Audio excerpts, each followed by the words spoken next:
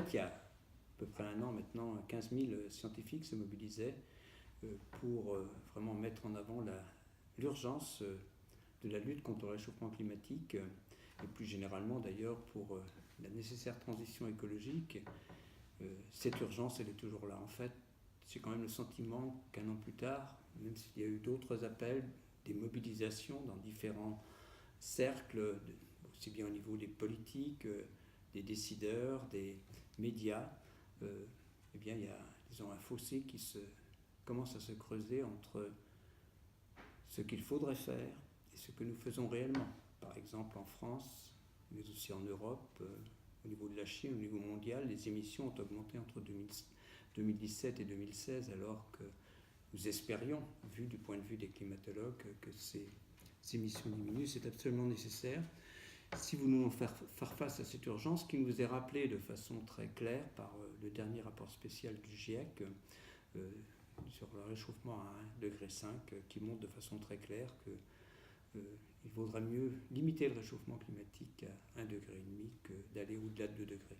Et bien sûr, la réussite de ces actions, de cette transition, eh bien, elle requiert un engagement de tous, alors de tous les pays de la planète, de façon solidaire. Et on voit bien qu'on est loin du compte actuellement avec, je dirais, les États-Unis, le Brésil récemment, qui, en tout cas, ne sont pas vraiment impliqués, c'est le moins qu'on puisse dire, dans la lutte contre le réchauffement climatique, mais aussi tous les secteurs d'activité et tous les individus de cette planète devraient s'impliquer si on voulait vraiment réussir cette transition. Et pour ce qui me concerne, je souhaite mettre un accent sur le rôle que pourrait tenir l'Europe dans cette lutte contre le réchauffement climatique. Ce serait un véritable projet européen que de mettre la lutte contre le réchauffement climatique, l'adaptation au centre de nos préoccupations, et c'est un peu ce que nous essayons de proposer avec Pierre Larrouturou dans ce pacte européen finance-climat.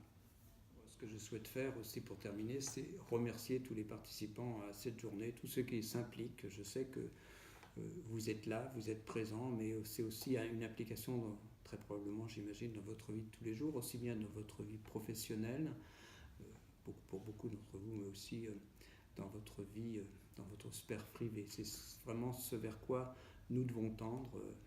Je crois que beaucoup d'entre nous avons, dans notre vie professionnelle, des responsabilités, l'occasion de mettre en avant cette lutte contre le réchauffement climatique, mais bien sûr aussi dans notre vie de tous les jours.